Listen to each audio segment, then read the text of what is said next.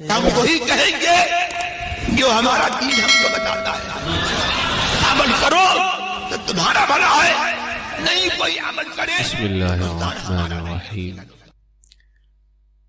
نحمده ونصلي ونسلم على رسوله الكريم، اما بعد، فاعوذ باللہ من الشیطان الرجیم. بسم اللہ الرحمن الرحیم. وَلِلَّهِ عَلَى النَّاسِ حِجُّ الْبَيْتِ مَنِ اسْتَطَاعَ إِلَيْهِ سَبِيلًا. صدق اللہ العظیم. وبلغنا رسوله النبی الکریم، ونحن على ذلك لمن الشاہدین والشاکرین، والحمد للہ رب العالمین. السلام علیکم ورحمۃ اللہ وبرکاتہ. درود پاک پڑھ لیں. اللہم صلی علی سیدنا و مولانا محمد وبارک وسلم. صلاۃ و سلاما علیک یا سیدی یا حبیبی یا رسول اللہ صلی اللہ تعالی علیہ وسلم. 8 ذو الحجہ یعنی یوم ترویہ. ذو الحجہ کی 8 تاریخ کو یوم ترویہ کہتے ہیں.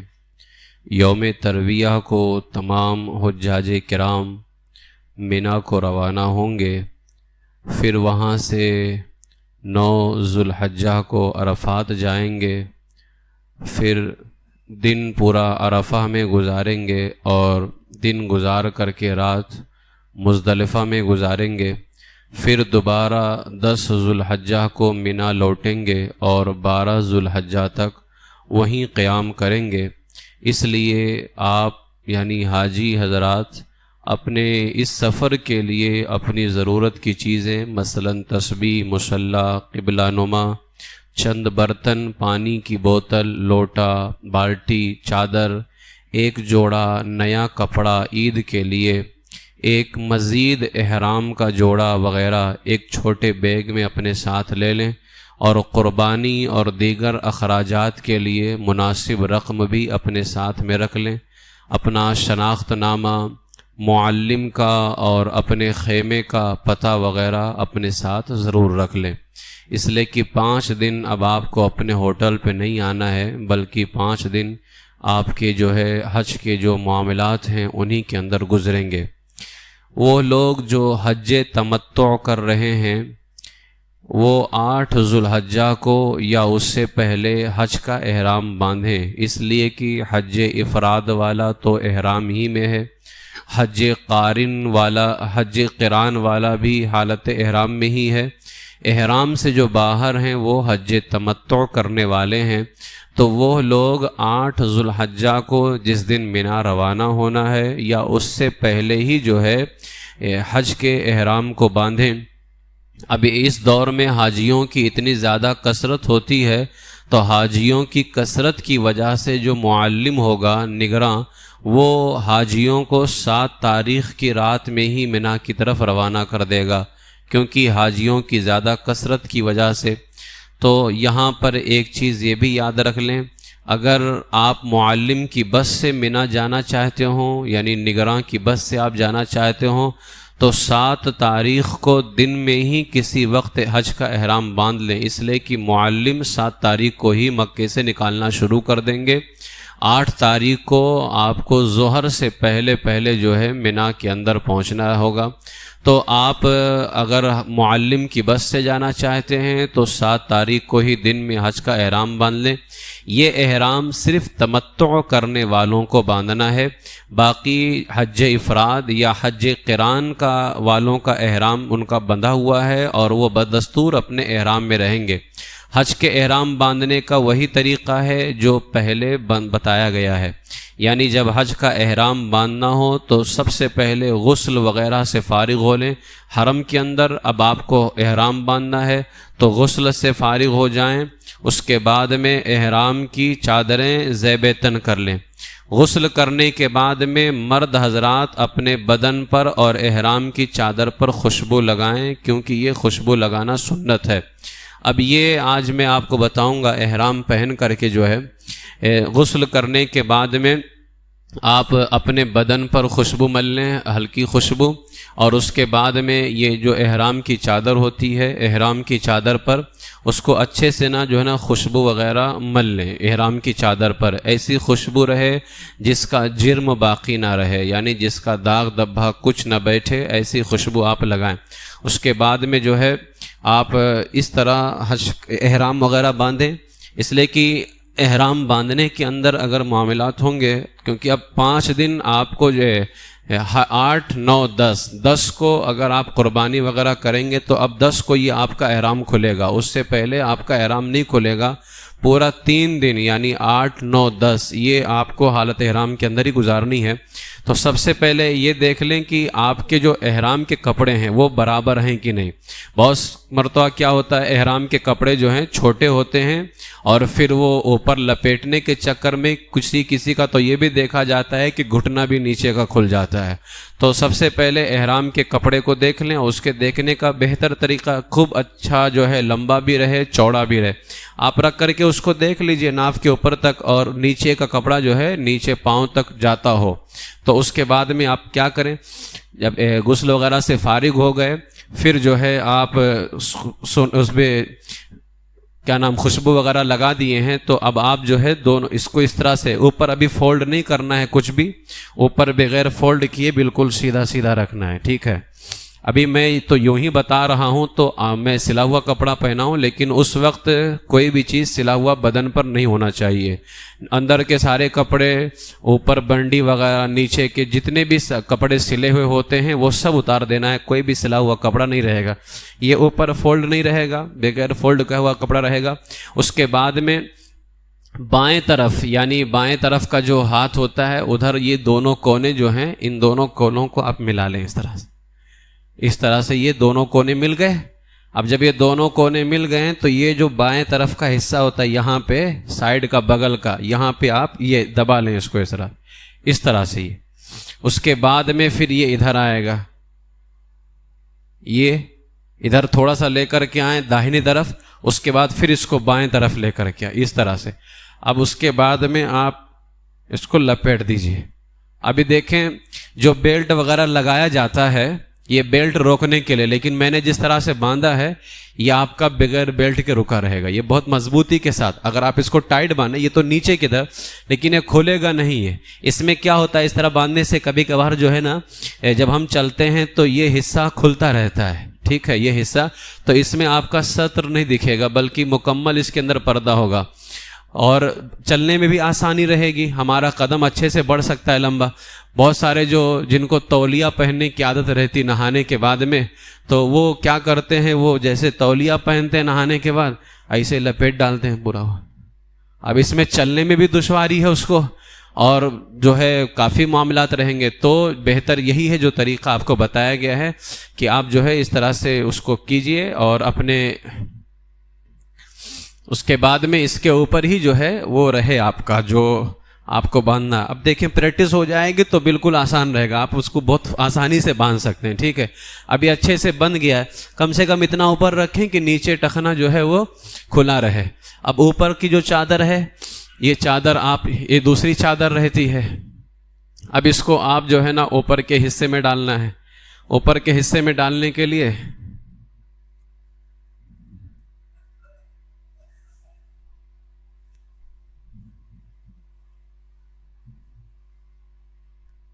وائر نکالو،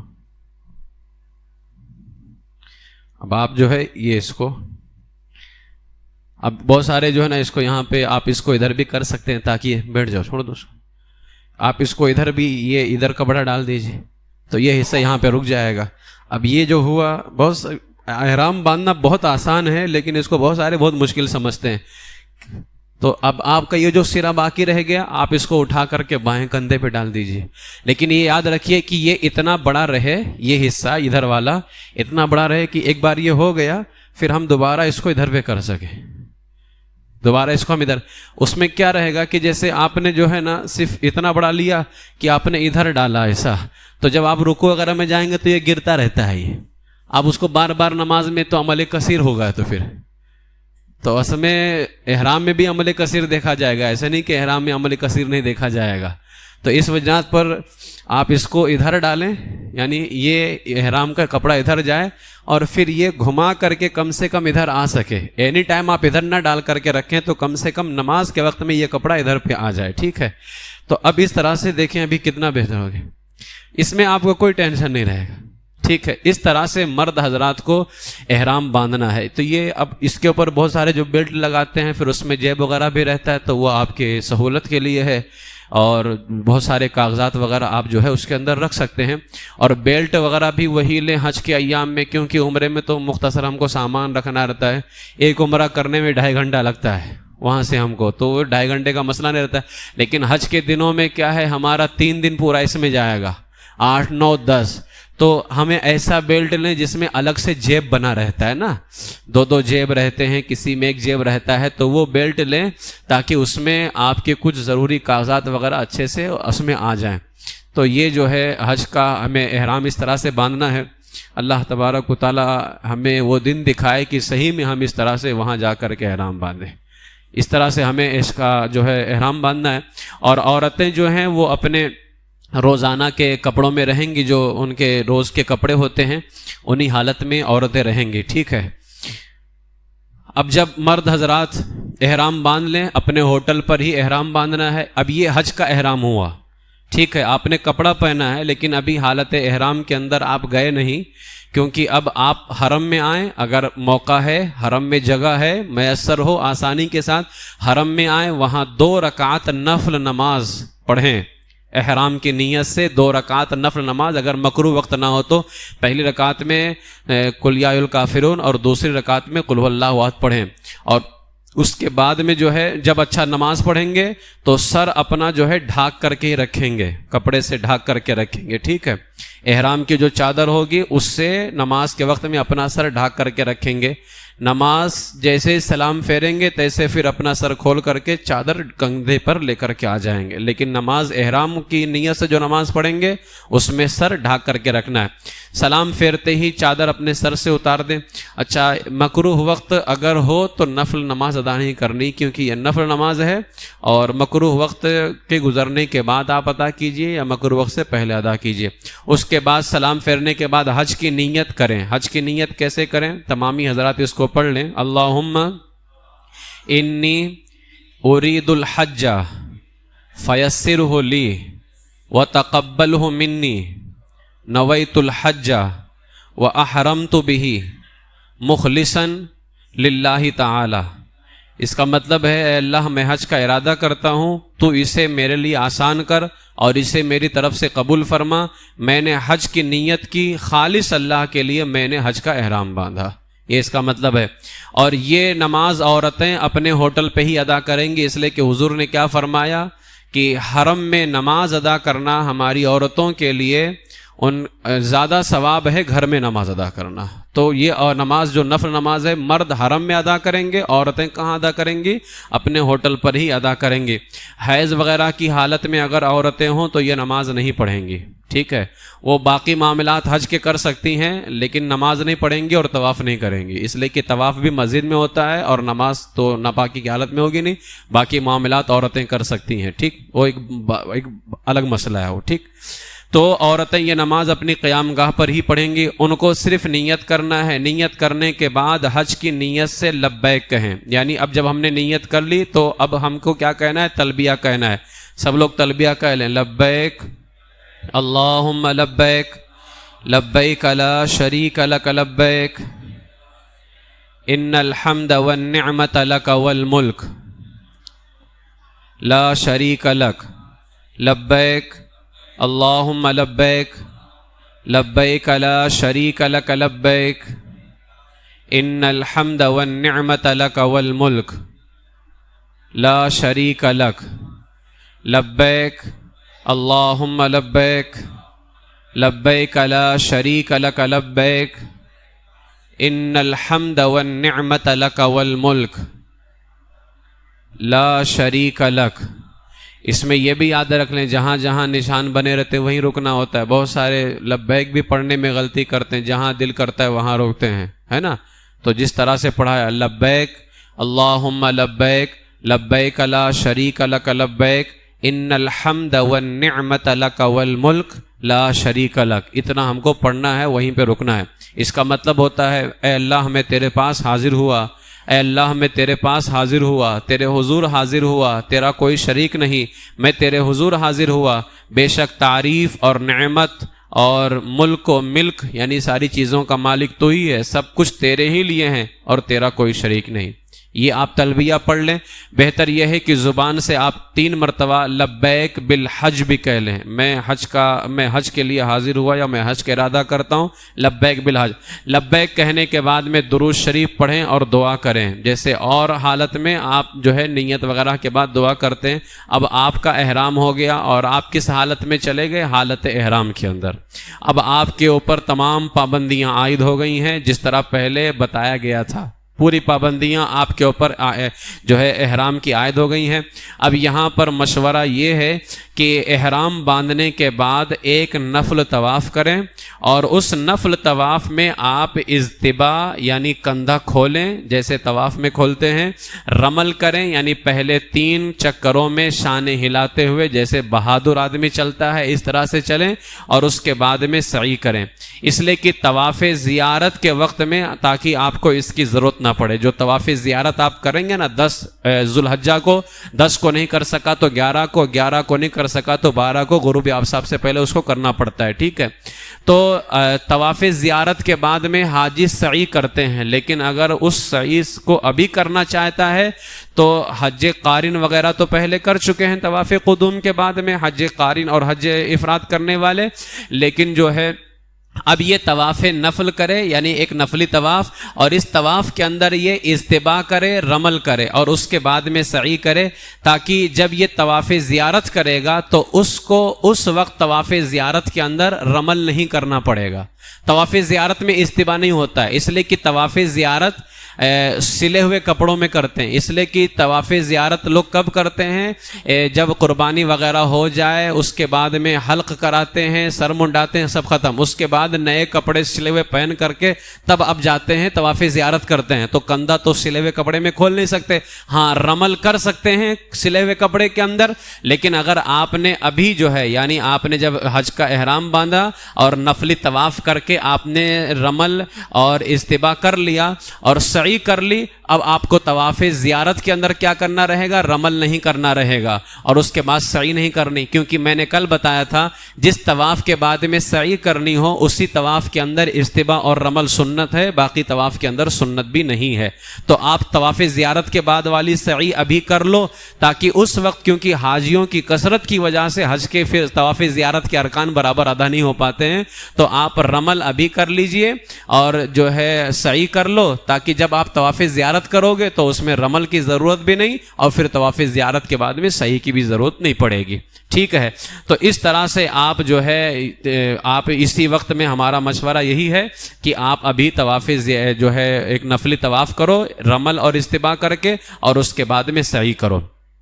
اب کیا کرنا ہے؟ 8 ذو الحجہ کو یعنی یوم ترویہ کو آفتاب ڈھلنے سے پہلے مینا کی طرف روانہ ہو جائیں۔ اب کتنا خوشنما منظر ہوگا ہر حاجی کی زبان پر، چلو مینا کی طرف چلو، چلو مینا کی طرف چلو، ایک عجیب منظر ہوگا، ایک خوشنما منظر ہوگا، لوگ لبیک اللہم لبیک کی صدائیں بلند کر رہے ہوں گے، اور ایک عجیب سی جو ہے وہاں کیفیت ہوگی، آپ اندازہ لگائیں ان حاجیوں کے لبیک کی آوازیں پوری دنیا کے اندر سنی جا رہی ہیں، اور پوری دنیا کی نگاہیں آج ان کے اوپر ٹکی ہوئی ہیں۔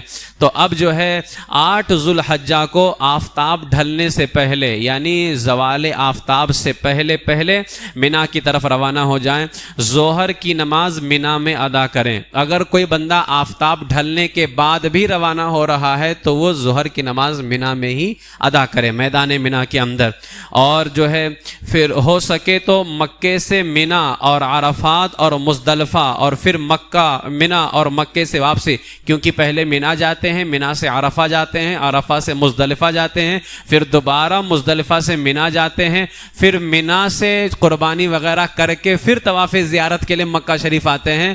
تو جب مکے سے نکلے اور دوبارہ جو ہے مکے واپس آنے تک ہو سکے تو پیدل وہ سفر کرے۔ میرے آقا علیہ الصلوۃ والسلام نے فرمایا کہ جو مکے سے پیدل حج کو گیا اور پیدل واپس آیا، اس کے ہر قدم پر 700 نیکیاں ہیں۔ صحابہ کرام رضی اللہ تعالیٰ عنہم نے عرض کیا رسول اللہ حرم کی نیکیاں کیا ہے؟ تو فرمایا حرم کی ایک نیکی دوسری جگہ کی 1,00,000 نیکیوں کے برابر ہے، تو اس حساب سے ہر قدم پر 700 کروڑ نیکیاں لکھی جائیں گی۔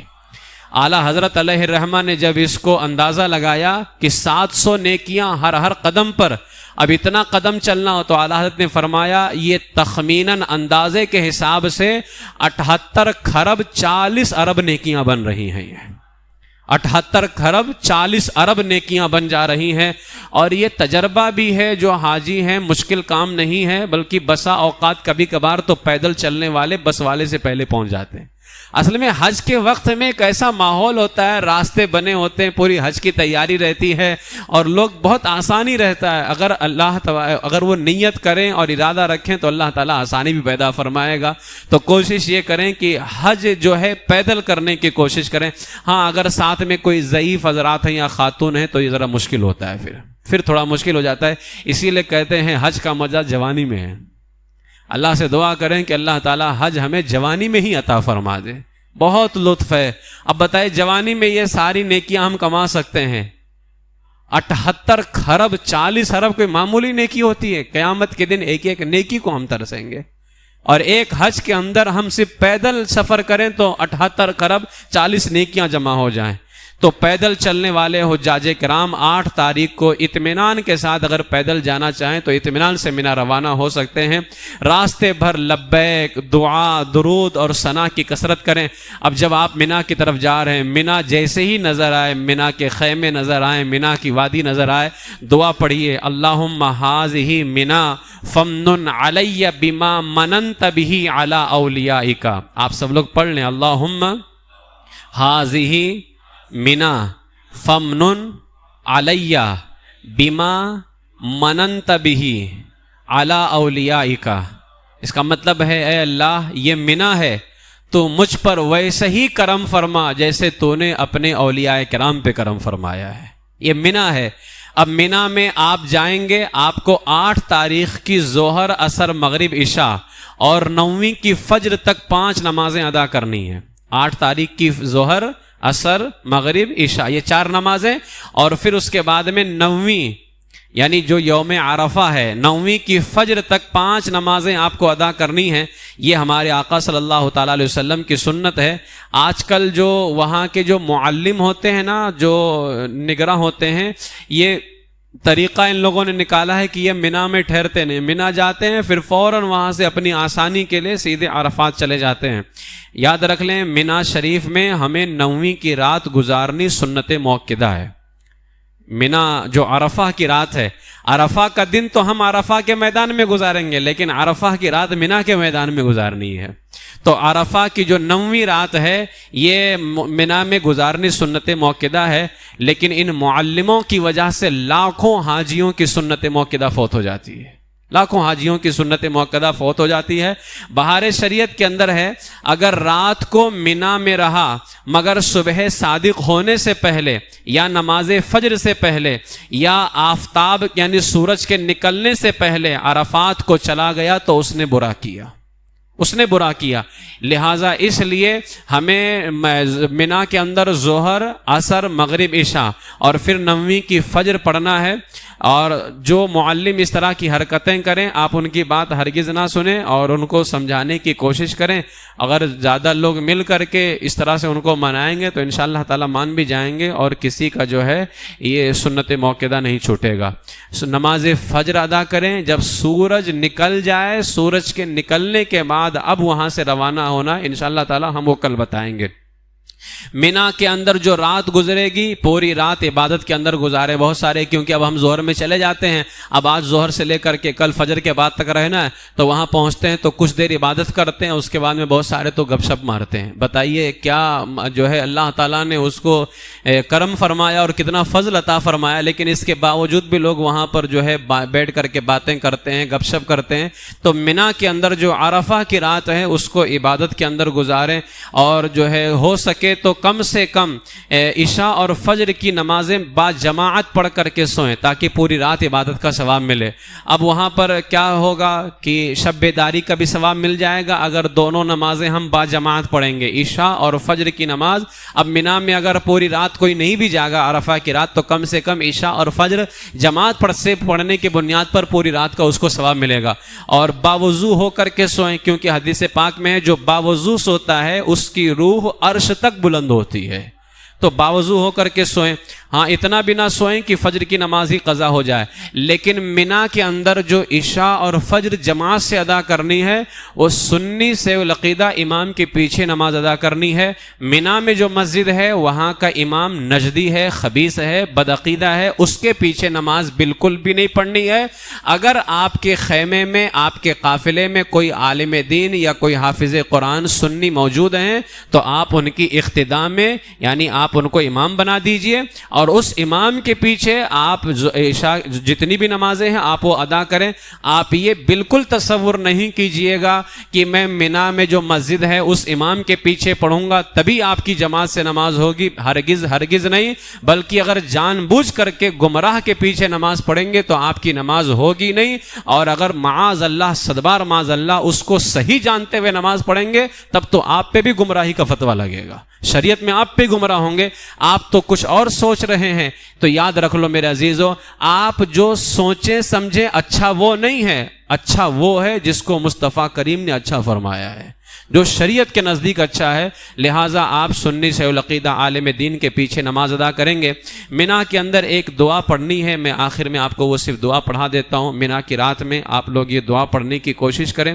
اس دعا کی بڑی فضیلت آئی ہے، جو ہے میرے آقا علیہ الصلوۃ والسلام نے فرمایا جو شخص عرفہ کی رات میں یہ دعائیں 1000 مرتبہ پڑھے تو جو کچھ اللہ سے مانگے گا اللہ تبارک و تعالیٰ اس کو عطا فرمائے گا، سوائے گناہ اور رشتہ داری کاٹنے کے۔ وہ دعا کیا ہے؟ سبحان الذی فی السماء عرشہ، سبحان الذی فی الارض موطئہ، سبحان الذی فی البحر سبیلو، سبحان الذی فی النار سلطانو، سبحان الذی فی الجنت رحمتو، سبحان الذی فی القبر قضاؤ، سبحان الذی فی الہواء روح، سبحان الذی رفع السماء، سبحان الذی وضع الارض، سبحان الذی لا ملجأ ولا منجا منہ الا الیہ۔ مطلب اس کا یہ ہے کہ پاک ہے وہ جس کا عرش بلندی میں ہے، پاک ہے وہ جس کی حکومت زمین میں ہے، پاک ہے وہ کہ جس کا راستہ دریا میں ہے، پاک ہے وہ کہ نار میں بھی اس کی سلطنت ہے، پاک ہے وہ کہ جنت میں اس کی رحمت ہے، پاک ہے وہ کہ قبر میں اسی کا حکم ہے، پاک ہے وہ کہ ہوا میں جو روحیں ہیں اسی کی ملک ہیں، پاک ہے وہ کہ جس نے آسمان کو بلند کیا، پاک ہے وہ کہ جس نے زمین کو پست کیا، پاک ہے وہ کہ اس کے عذاب سے پناہ و نجات کی کوئی جگہ نہیں مگر اسی کی طرف۔ تو یہ دعا بھی پڑھنے کی کوشش کریں۔ میرے خیال سے یہ حج کا پہلا دن سمجھ میں آ گیا ہوگا، یہ حج کا پہلا دن ہے نا۔ اللہ تبارک انشاءاللہ تعالیٰ جو حضرات سن رہے ہیں یا یہ گنہگار جو فقیر قادری بتا رہا ہے، بہت ساری چیزیں پڑھو ذہن سے نکل جاتی ہیں، لیکن جب پڑھاؤ یا کرو تو ذہن میں بیٹھ جاتی ہیں۔ یہ جو آج آپ سن رہے ہو نا بیٹھ کر کے، آج لگ رہا ہوگا کہ چند لوگ بیٹھے ہیں، لیکن جو سنتے ہیں یا بیٹھتے ہیں، اللہ کرے وہ دن آئے ہم وہاں جائیں تو ہمارے لیے بڑی آسانی ہوگی، بہت آسانی ہوگی۔ اللہ تبارک و تعالی ہمیں بھی حج مبرور نصیب فرمائے، اور جو ہمارے صحیح العقیدہ بھائی گئے ہوئے ہیں اللہ تعالی ہمیں ان کی دعاؤں کا حصہ عطا فرمائے اور ان کے حج کو قبول فرمائے۔ وآخر دعوایا ان الحمد للہ رب العالمین۔ السلام علیکم ورحمۃ اللہ وبرکاتہ۔